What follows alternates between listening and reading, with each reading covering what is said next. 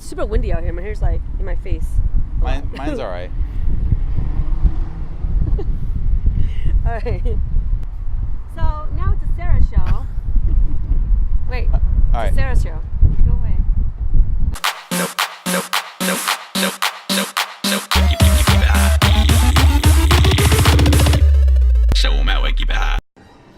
Hey everyone, Frank and Sarah here, and we are at beautiful Disneyland and downtown Disney and Disney California Adventure. We are here today because we are doing a travel tag and we're answering 15 questions, and we decided to hit up 3 different places that's popular in Southern California, and this is one of them.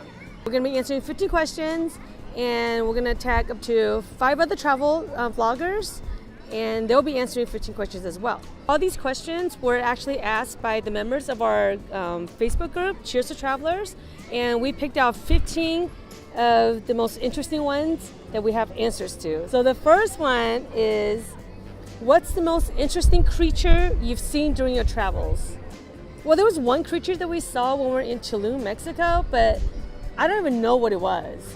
I don't know, like an armadillo looking thing. I don't know. And then for me, going around Southeast Asia is probably the monkeys. It's like wild monkeys, and they steal like all the tourist stuff out of their bags and almost got attacked by one. Our tuk-tuk driver had to scare it off. Yeah, they're very aggressive. It's pretty interesting. I saw a sloth when I was in Costa Rica. You like sloths? But, yeah, and I do like sloths. But the thing is, it was high up in the trees. So I didn't really like. I mean, I wish I could have pet it or something. But anyways, can you pet sloths? I don't know. They seem pretty calm. Okay. They don't seem like they would bite me if I did. All right. So the second question is, what's been the biggest eye-opener for you when traveling to another country?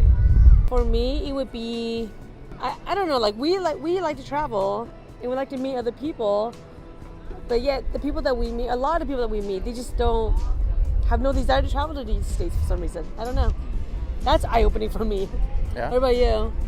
I think here in America and like California and Southern California, it's very like career and money driven, and kind of our culture says you can't really be happy unless you have a lot of money. But then you go to places that are much poorer than where we live, and people are happy. They're going about their lives and they have a smile on their face, and life might be harder for them, but you know, just find a way to be happy with their lives. I think it's pretty eye-opening that like maybe we don't need all the stuff that we think we need. That's true. Third question, what's your daily travel budget and what's the most expensive during our travels? Like out of the lodging and yeah, airfare food, and flight. food. When we travel, we don't set a budget. I think that's because we don't do like super long-term traveling. I think if you're traveling for months, you need to do that. Yeah. But since we've only gone for like about a couple of weeks at a time, we don't really set that budget. We don't really set a budget. And when we book our flights and we book our accommodations, we do look for cheap places to stay. Like we stay at hostels. We don't buy flights unless it's on sale. So most of our flights are super, pretty cheap. And when we do eat, it's always like street foods and just like really cheap places. Yeah. So and as to like what's more expensive than the other, I think it depends where you go. So like if you go to like Asia, like Southeast Asia, your flight's can be more expensive than your lodging. But if you go to Europe, your lodging is probably more expensive than your flight. Right. So it all depends where you go. Yeah. So I guess for like the most expensive travel for us, I think 2015 we went to Europe. That was because we didn't know what to expect. Like London was really expensive, and that was like towards the end of our trip. London and Paris. Paris was a little bit expensive, but we found street foods, but still, spend more money there than we did Southeast Asia. Yeah. So it all depends, trip by trip. Things change. Yeah. Just gotta plan it's all out different. for that. Yeah. Next question. All right, and then our next question is, where have you eaten the most unique cuisine? We're pretty adventurous eaters, so nothing really like scares us or anything. What do you think? So unique, like the most craziest probably would be in the Philippines. I had balut, which if you don't know what balut is, it's a duck egg with chick inside of it. Yeah, it's like a chicken, like a bird embryo. Yeah, I didn't have it. Inside. But yeah, we actually do have this here in the States, but it's more popular in the Asian countries. It's durian. I had durian for the first time when we went to Malaysia because we were on this like walking food tour, and so they made me try it, and I absolutely hated it. I took a little bite and I couldn't do it. I was just like, nope. It stinks. Like when you go to Southeast Asia, there's signs like in hotel rooms telling you cannot bring durian into the rooms. That's how stinky it is. And the texture is really weird. It's really creamy. It's just not for me. But recently we were in Monterrey, Mexico, and we were at this fancy restaurant, and apparently I had ant larvae, which I didn't know. So after I ate it and I looked it up, I was like, oh, I just had ant larvae, and I thought it was oatmeal the whole time. It's pretty good though. I mean, it tastes like nothing. So yeah, that was my weirdest thing, I guess. Yeah. All right, and then our last question. Yep, it is suitcase or backpack, and how much does your luggage weigh? So we always use backpacks. We always travel backpacks, and the weight changes, but it's always light enough to carry as a carry-on. We never check bags. Right. If there is like a weight limit, based on like the budget airlines, we do try to pack as light as possible. My bag is always heavier than his, of course, and we have the little handheld luggage scale, and mine's always like around 15-20 pounds ish, so it never goes over like the limit. I think when we I was in Vegas recently for EDC, my backpack was heavier then for that little weekend trip than any other trip I've ever been on internationally. So yeah. On to the next location. Hi everyone, Frank and Sarah here with Cheers Travels, and we are in beautiful Santa Monica, California. If you are visiting Southern California, it's kind of like a must-stop place to come. Yes, it's a gorgeous place. There's the pier, there's rides, and there are different restaurants you can try out here. It's really amazing, so come out here. And now we're going to continue answering some more questions. Our first question is, what's the most unique lodging you've ever stayed in? So I think the most unique lodging that we've stayed in, one I liked a lot, was just outside of Amsterdam. We stayed in someone's attic that was converted into like Airbnb. Mm-hmm. I think the owner was like an engineer or something, so he made like all these like different contraptions, like how to open the attic door, and even how to like open even bathroom doors. Yeah, it was like really cool. Yeah, it was all like with like pulleys and weights and stuff to like help assist you to open things. Yeah, so it was like just outside of Amsterdam. It was called, it was in a town called Noord-Alkmaar, so it was like north. I went to take a train up there. They had lots of windmills, and it was very Dutch. Yeah, it was very cool. And they had, I also had like he had chickens and stuff, so every morning before we woke up, he'd like gather the eggs, and we had fresh eggs in the morning. We were allowed to help ourselves the eggs, and an espresso machine. He had to teach me how to use the espresso machine, because I guess I never even made espresso before. Because we're drip coffee drinkers here in America. So yeah, that was pretty cool. And another place that we stayed at was, in a bamboo hut in Boracay, the Philippines. I think it was like one of the last, I don't know, bamboo huts around, I guess. But it was really cool. It was just, everything was made out of bamboos, and we had this giant like private room at a hostel. So this was like at a hostel, and yeah, it was really cool. I think it was like $20 a night or something for a private room. It was really cheap. And then we've also stayed at different like Airstreams, like in Mexico, like renovated Airstreams, and I thought that was really cool too. Airstreams were fun. Yeah. So our next question, what's your go-to souvenir and who are you buying them for? This one's an easy one for me because I collect shot glasses. Like everywhere I go, I've been doing it even before I met him. Every city I go to, every state, country I go to, I grab a shot glass. And who am I buying them for? I buy them for myself, of course. I'll buy them for my sister sometimes, and sometimes my other friends. So yeah, that's like my souvenir. They're small, doesn't really take up a lot of room, so easy. The last couple trips, I started trying to collect magnets, because right now the shot glasses, we have so many that even though they're small, they're like building up, and it's kind of hard to find places to put them. So I thought, well, I'll get magnets because you can put them on a fridge, and they're out of the way, and they're small, and they don't cost that much. But what happened is there's all these magnets on the fridge, and I get like the nice like ceramic looking ones. And you try to get all fancy. And then you're in the kitchen, you like brush against the refrigerator and knock it off, and it shatters into pieces. And I have a few magnets like sitting on a shelf. I have to find time to super glue back together. So either find something else or find less breakable magnets. Classic ones. Yeah. Our next question it's a good one. Have you ever been in a situation where you're seriously worried for your life, for your personal safety? I don't think that I guess for me, I don't feel like I've ever felt like I was in danger. Except for that one time we were in Belgium where we were walking like on the streets in the middle of the night. It was literally like midnight. And we're walking pitch dark, trying to get from the airport to our hotel. I didn't think we were gonna die, but I was a little cautious and... There was no like immediate danger, but... Yeah, like no one like jumped out at us, but I felt like someone could have. It's because we had to cut through like this field area with like a dirt path through it, like in the middle of the night. So It was just like darkness, no lights around. Right. And it was just us going through this like field. So yeah, it was a little nerve-wracking. Yeah. I remember at that one point I was like, I need to be on Instagram just to document that I was here, walking in the dark, and we're still alive. Yeah, for me, I think didn't really involve like another person. Like, 'cause I think when you travel, you're worried about like getting robbed or getting like kidnapped or something. But for me, is when we were in the Philippines in Boracay, we went snorkeling, and it was like the first time they were snorkeling in the season because the waters was like really rough, and I guess there's like not a lot of regulations with that people we went with. So like, oh yeah, jump in, have fun. So I was like snorkeling and like looking around, and all of a sudden I look up and the boat's like so far away because the current was so strong, it was just taking you away from the boat.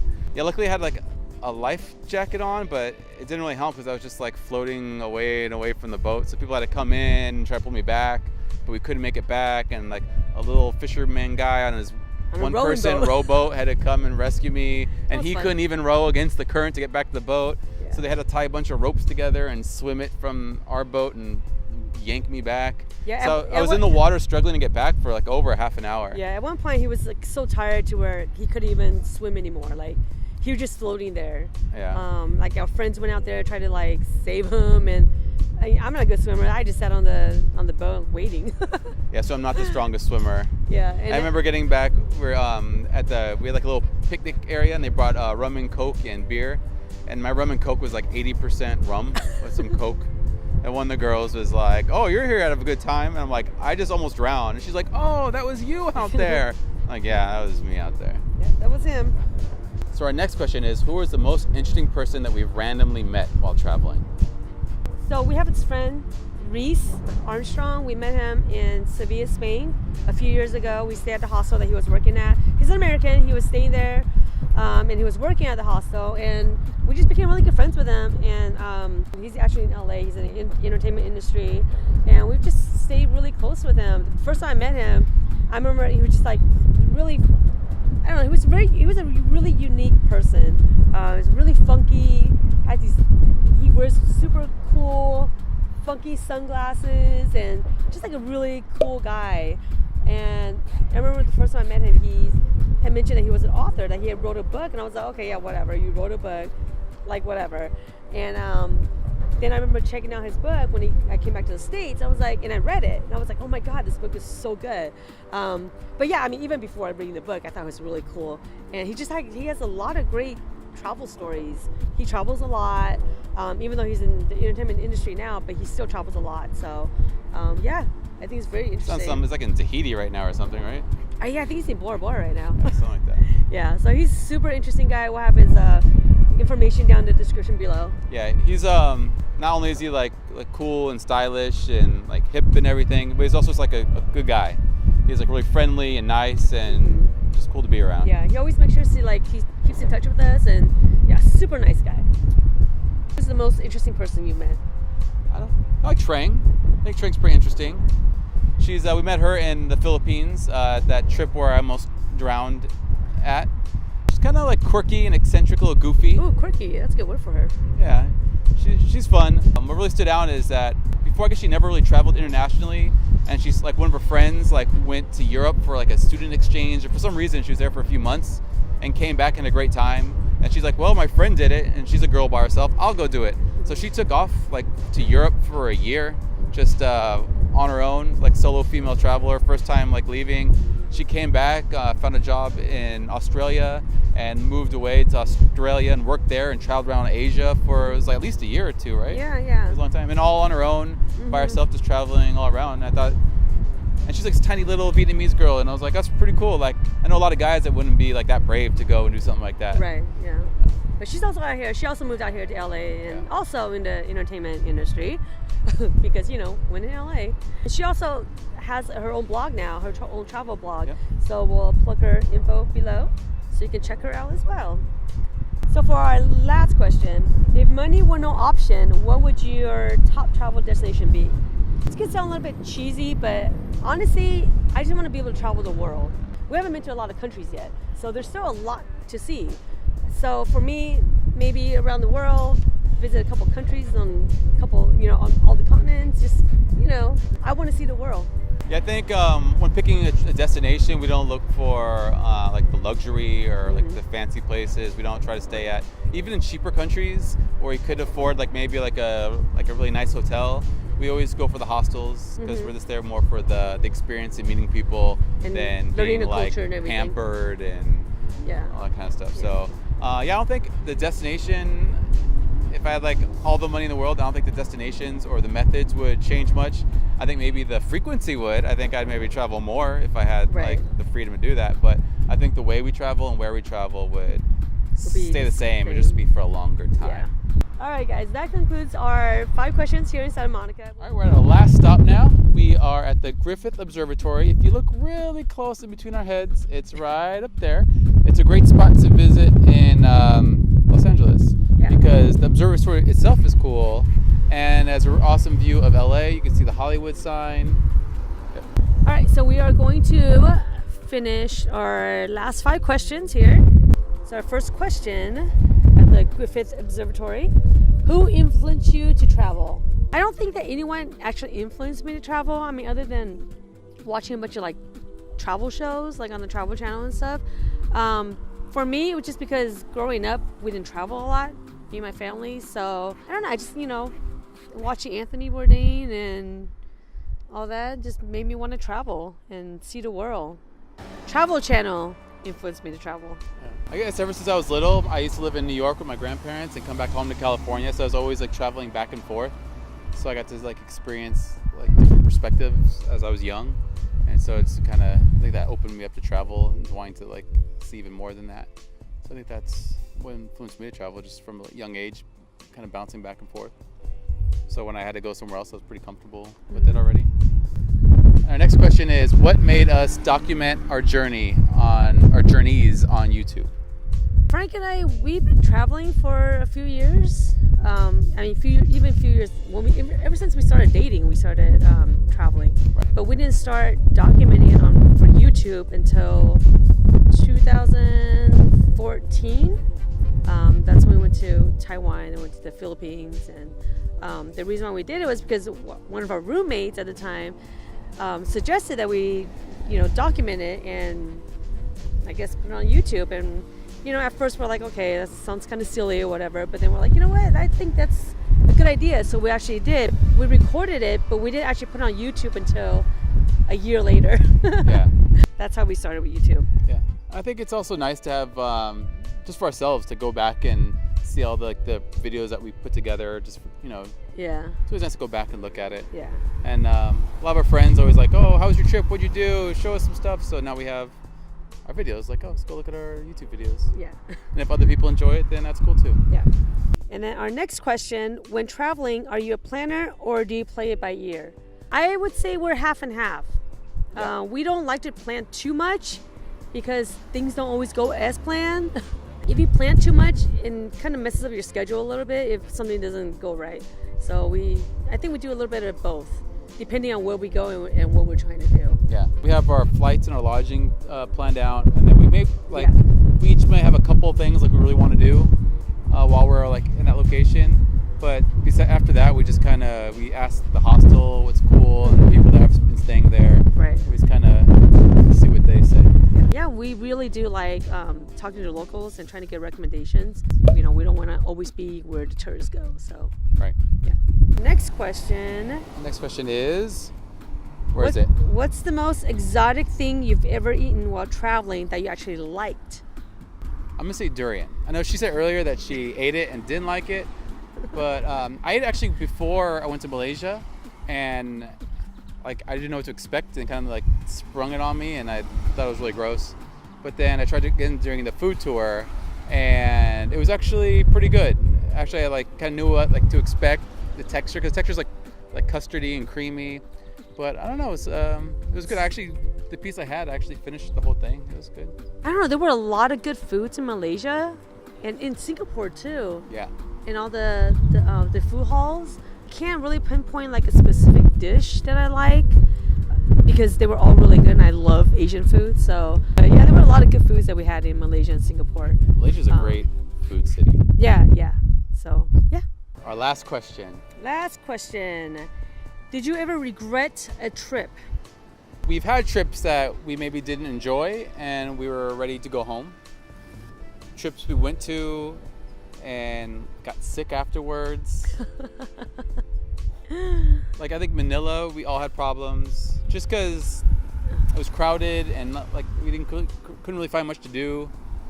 Like we like Boracay and other parts better. Mexico City, I ended up getting food poisoning and getting dehydrated and passing out and fracturing my nose.